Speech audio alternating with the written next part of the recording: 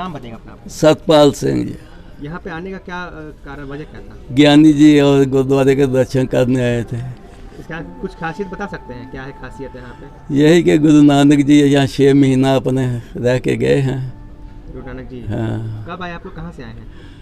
हम तो दरभंगा से आए, बिहार से। आज ही आए हैं तो? हाँ जी, आज ही आए थे। स्पेशल इसी अवसर? हाँ, इसी के आगे पटना साहब जाएंगे, रात को प्रोग्राम देखेंगे, कल वापस घर जाएंगे। अच्छा, आपको कैसा लग रहा है यहाँ पे देख के? बहुत अच्छा लगा, बहुत अच्छा। हमारे यहाँ का शहर का पुराना बहुत बहुत बहुत पसंद। हाँ। आप नाम बताइए?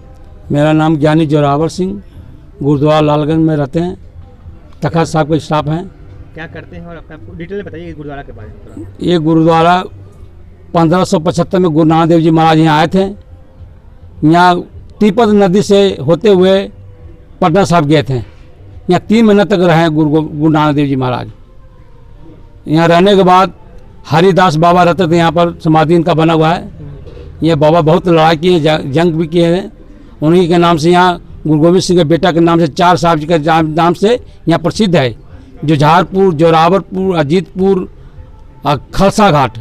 गुरु नानक देव जी यहाँ समाधि, बाबा यहाँ आए थे ना, समाधि लगाए थे अपना, यहाँ समाधि लगाते थे बाबा जी हरि नारायण। अच्छा, उन्हीं के नाम पे यहाँ पे गुरुद्वारा? हाँ। तो गुरुद्वारा कहाँ से, कौन इसको आयोजक कौन है, कौन चलाते हैं? ये चलाते हैं तखत श्री हनुमान जी पटना साहब का कमेटी। पटना से? हाँ। कुछ खासियत बताइए, जैसे हम यहाँ कवर करेंगे अभी कि क्या क्या यहाँ इस गुरुद्वारा की कुछ खास चीज़ें बताइए। यहाँ गुरु गोविंद सिंह जी का महाराज हम लोग पटना साहब मना रहे हैं। यहाँ 354वां साल आज हुआ, 354 साल 1666 में जन्म हुआ। गुरुद्वारा की खासियत, जैसे कह रहे कि शंख है यहाँ पे? हाँ, महाराज का संघ है पुराना। हाँ, और क्या क्या है वैसा? ये त्रिशूल है साधु का, यहाँ महात्मा का। अच्छा। हाँ, उस टाइम लड़ाई किए थे जब बाबा। एक ग्रंथ के बारे में कुछ बता रहे? ग्रंथ साहब के बारे में ऐसा है कि यहाँ ग्रंथ चोरी हो गया था। हाँ। तो चोरी हो गया तो तखत साहब में पहुँचा दिया गया। क्या खासियत है उस ग्रंथ? उसे सोने का पानी से लिखा हुआ स्याही से।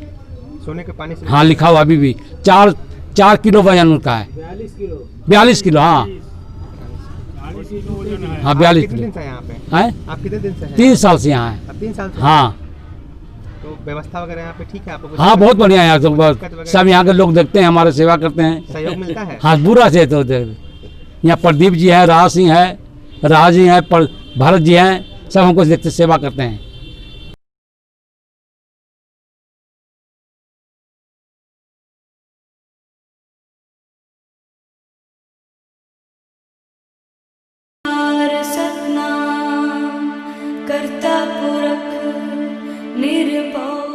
जब विघटन का दौर था देश में, हर आदमी अविश्वास में जी रहा था, हर जगह पर भ्रष्टाचार था, एक आदमी को दूसरे पर भरोसा नहीं था। उस दरमियान एक संत का अभ्युदय होता है, गुरु नानक देव जी का, जो संपूर्ण भारत में धर्म प्रचार के माध्यम से लोगों को अंधविश्वास से अलग हटकर पुरुषार्थ पर जीने के लिए प्रेरित किया है उन्होंने। और जो वैदिक व्यवस्था है उसको उन्होंने कायम करने का प्रयास किया और सब लोगों को बताया कि ईश्वर एक हैं, एक ओंकार सतगुरु प्रसाद, मतलब एक ओम को ही उन्होंने ईश्वर माना। और सब लोगों को कहा कि आप इस मार्ग पर चलिए और खूब मेहनत कीजिए, अपने कमाई का 20% हिस्सा या 10% हिस्सा, मतलब कुछ भाग आप जो है जन कल्याण में खर्च कीजिए। उस समय की जो स्थिति थी वो स्थिति थी भूखों मरने की। तो उन्होंने लंगर का व्यवस्था शुरू किया गुरु नानक देव जी, जो अटूट लंगर के रूप में आज भी पूरे दुनिया में चल रहा है। गुरु गोविंद सिंह जी महाराज जी का प्रकाशोत्सव जो मनाया जा रहा है, इसमें आप देखें ये लंगर आज यहाँ पर है।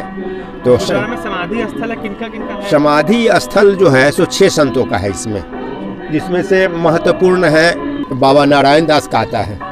ऐसे बाबा गोपाल दास एक बेहतरीन वैद्य थे और आध्यात्म का कहिए या गुरु महाराज का इतना कृपा था कि उस समय के लोग जो आते थे उसके माथा पर हाथ रख देते थे या कोई दवा देते थे, उससे उसको ठीक होता था। बाबा नारायण दास गुरु महाराज के 4 पुत्र के बलिदान के बाद, और गुरु महाराज का भी बलिदान हो गया उसके बाद 1720 में। ऐसे तो उस समय पूरे भारत में मुगलों के विरुद्ध अभियान चला हुआ था।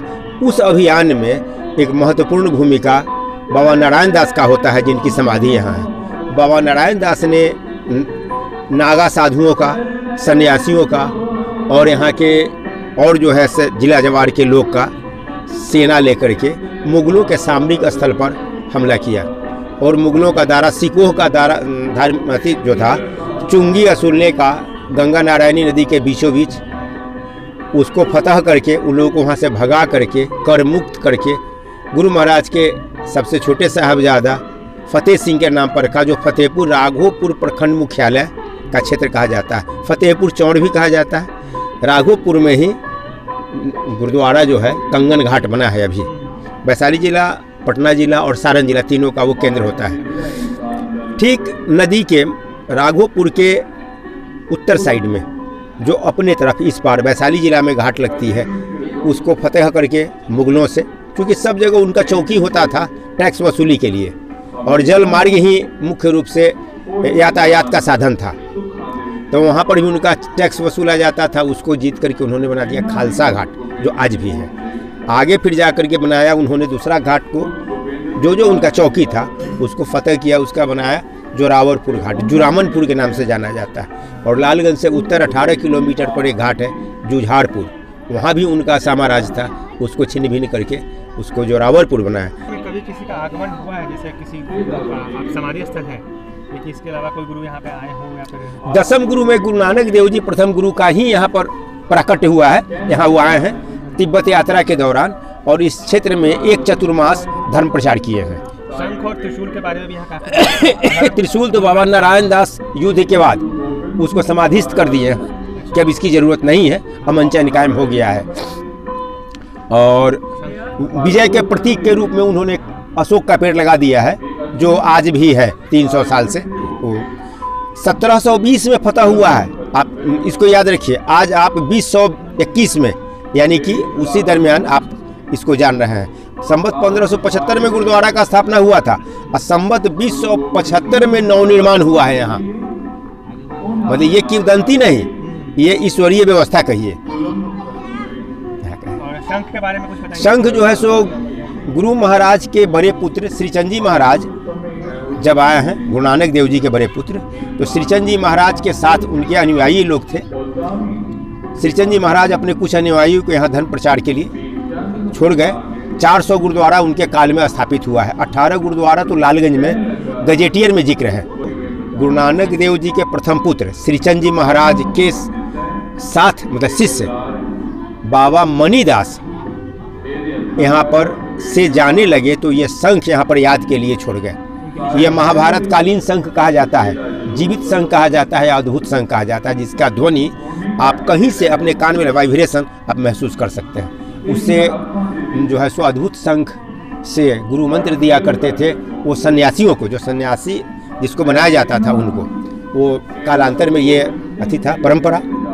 और बाबा मणिदास यहाँ से जाकर के मनियारी मठ में, महंत मनियारी है मुजफ्फरपुर जिला में, वहाँ पर वो रह करके धर्म प्रचार किए और वहीं पर उनका देहावसान भी हुआ और वहाँ उन्हीं के नाम से मनियारी मठ आज भी प्रचलित है। आज यहाँ क्या आयोजन हुआ है उसके बारे में सबसे बता दीजिए। दसम पासा गुरु गोविंद सिंह जी महाराज एक योद्धा ही नहीं, उनको योद्धा के रूप में ज़्यादा देखते हैं लोग। वो एक कवि भी थे, दार्शनिक भी थे, साहित्यकार भी थे और उनके बारे में तो बहुत सा बात बहुत लोग बताते हैं। और हाँ, आज उनका जो है जन्मोत्सव हम लोग मना रहे हैं। एक कवि का, एक योद्धा का, एक आध्यात्म के गुरु का और एक मार्गदर्शक का, जिनके मार्ग पर चल करके यहाँ सनातन को बचाया गया। सामान्य लोगों पर जो अत्याचार हो रहा था, जुल्म हो रहा था, उसके खिलाफ उन्होंने सैन्य व्यवस्था कायम किया और उसको उन्होंने, उनका व्यवस्था से वो छिन्न भिन्न भी हुआ। आज हम सब लोग चैन का सांस ले रहे हैं या उस समय से हम लोग अच्छा जीवन जी रहे हैं, तो गुरु महाराज का बहुत बड़ा कृपा हम लोगों पर है। और आज भी हम सब लोग उनके जो है सो नतमस्तक हैं उनके सामने।